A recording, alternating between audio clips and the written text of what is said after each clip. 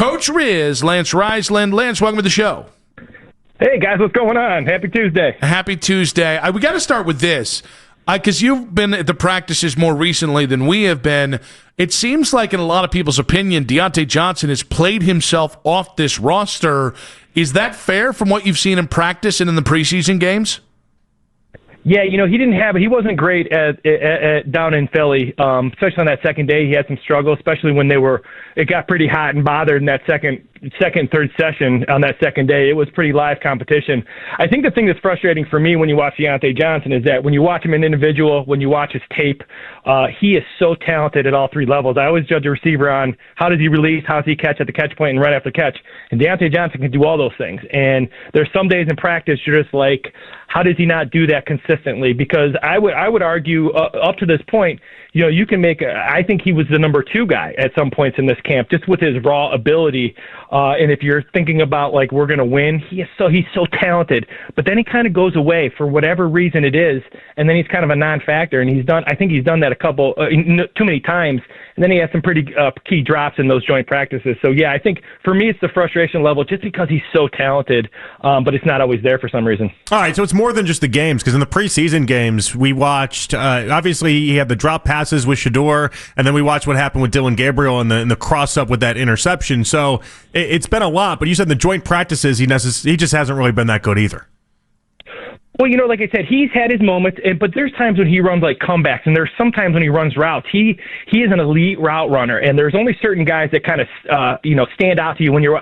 Obviously, all these guys are pros, but there's certain guys when they run routes or they catch the ball or they're running the ball, whatever it is. Miles coming off the edge, you're just like, okay, that guy's next level. And there's times at practice where he's so good off the line of scrimmage, and he's so good with the ball in air, and his ability to move his body and spatial awareness, all those kind of tag words that we use as a receiver. He can do all those things at a very, very high level. And then for some reason, and I don't think it's laziness, he seems like he's always involved, he just kind of goes away. And I'm not sure why that happens.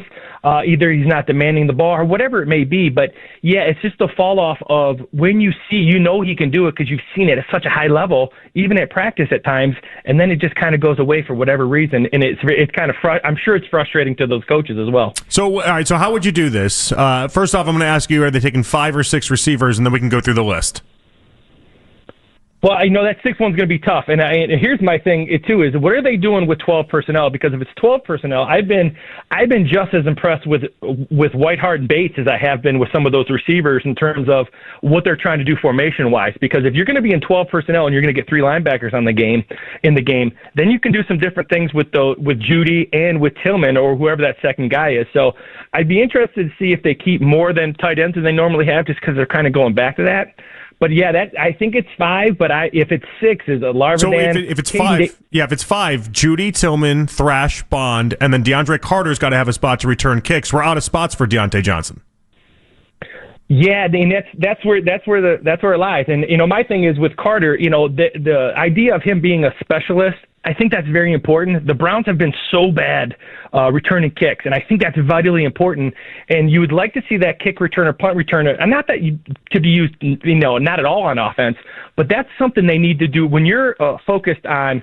We got to get the most out of our quarterback. We got to play great defense. We got to play great special teams to win. You got to win 2 or 3 phases this year with the Browns, and they're not always going to win offense. And I think Carter, if he can get up in that 10, 11, yards per return on punt, if they can get the ball out to the 35, 40-yard line occasionally at kickoff, that's really going to help this offense that is not going to be super explosive, but can also flip the field when you're punting the ball and making the other team go 100. So it depends on what they do with Carter.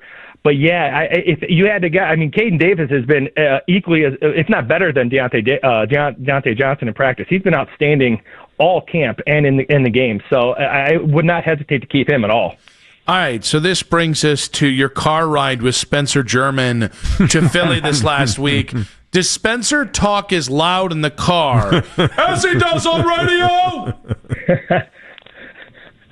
I'll tell you what, we had. I'll tell you what, you go, Coach. That was guilt right there. Is all that was. Yeah. You triple pumped a laugh there. That's there's no. You just told on Spencer the biggest jury in the country just called you guilty. First of all, you get to know somebody. You go 14 hours in a car. We had a great time. We had a great time. We talked tons of football. We had an absolute blast. We we made a couple stops or some pit stops on the way home. So yeah, we had a fantastic time, and I tell you what, out there it was nothing but work. So Coach, I asked you how loud he was. Not if you had fun on the trip. I'll tell you what he does when he gets.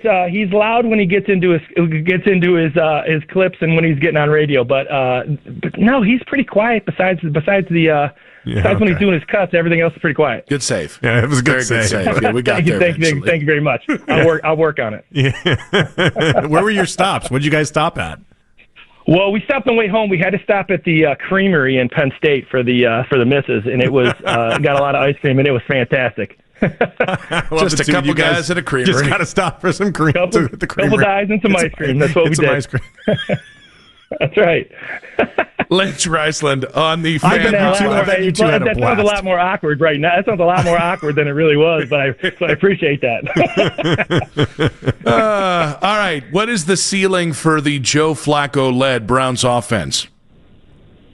Well, I think it's a lot. I think it's a lot higher than people think, and here's why: because they're going back to this style of offense where they're going to run the ball, they're going to control the offense, and they're going to take shots, right? And you have guys that you can take shots with Judy, Tillman, Fannin, and Njoku. So I think if they can run the ball, and I've said this for a while now, if they can get the second six, they got a chance to be a little bit more explosive on offense than they've been, just because that defense is going to have to crowd the line of scrimmage.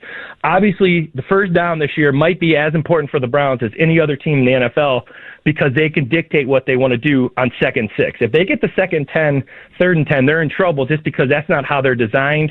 And I think they could be in trouble because, Joe doesn't move very well in the pocket, things like that. But I think if they can run the ball and they can get some shots over top, they got a chance to be a little bit more explosive than people think, just because he's been pretty good in practice and he's been pretty good at what their identity is trying to get back to. So, like I said, I think it can be pretty high. And if he's the best guy, he should play until he's not the best guy. How ready do you think these rookie quarterbacks can get? Like, let's say if Joe Flacco has an injury, week 2, week 3 of the season, is it impossible for either of these rookies to be ready to go by that point? I think they're both doing a really, really good job. And I know people have their own thoughts on it, but I give a lot of credit to Kevin Stefanski in terms of getting them ready to play, scaffolding them, watching them from rookie minicamp to watching them at practice through 11, 12 days and in Philly. They have progressed so much with their footwork and their fundamentals and their processing that I think they're both doing a really good job, and I think they've been set up for success. Now, can they play in a game? I think they've both proven that they can, that they can make plays. Obviously, Dillon's got to protect the ball because, that interception matters and that fumble matters. And those things in the NFL, you got to protect the football. But in terms of what he has done all camp, that's kind of what I've seen all camp. Even though he has been pretty poor with his accuracy some days, he's been on point with setting protections and getting in and out of stuff. And that same could be said about Shedeur, the idea of taking what he's been given, the reps he's been giving, and maximizing those. So I think they can be ready, and I think regardless of what we all think, I think there's been a plan from the start, and they've kind of stuck with that. And after Shedeur played well, and then he came back, and they were still kind of in the same rotation, tells me that they had a plan, regardless of how well or how poorly these guys played. And I think they both responded pretty well. Obviously, there's room for growth, but I thought they both accounted for themselves pretty well, being that there was a ton of pressure on both of them when they got their start. All right, Coach. Denzel Ward has a shoulder injury. We don't know the severity of it. If he has to miss any amount of significant time, meaning a game or more than a game or two to start the season, how does that kind of impact the defense and where they're trying to go this season?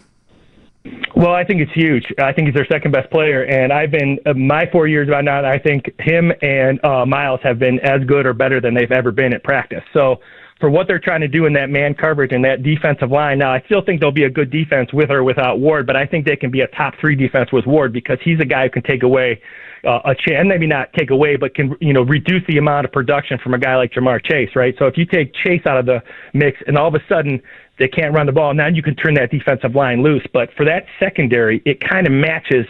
Schwartz likes to match the front with the linebackers with the DBs, and that starts with pressure, stopping the run, those linebackers cleaning up so you can get the second, third and long, and then you have those corners who can cover a little bit. And if it's third and long, the quarterback has to hold the ball a little bit, and then those pass rushers can get home. But if you don't have a guy who can cover in man, that kind of limits what they can do. Now, the good thing for the Browns, in my opinion, is they can get pressure with 4, which means they can drop, maybe play a little more too high shell if they need to, if they're struggling covering on the edges. So they can, because those front 4 guys are so good, they can play a little bit more coverage if they do have some trouble at corner. Coach, great stuff. We would go on a car ride with you long term because we think you'd be a good hang. Definitely. We appreciate you very much. Thanks, Coach. Well, I appreciate you guys having me. Thank you so much. Lance Reisland there on the Fan Hotline.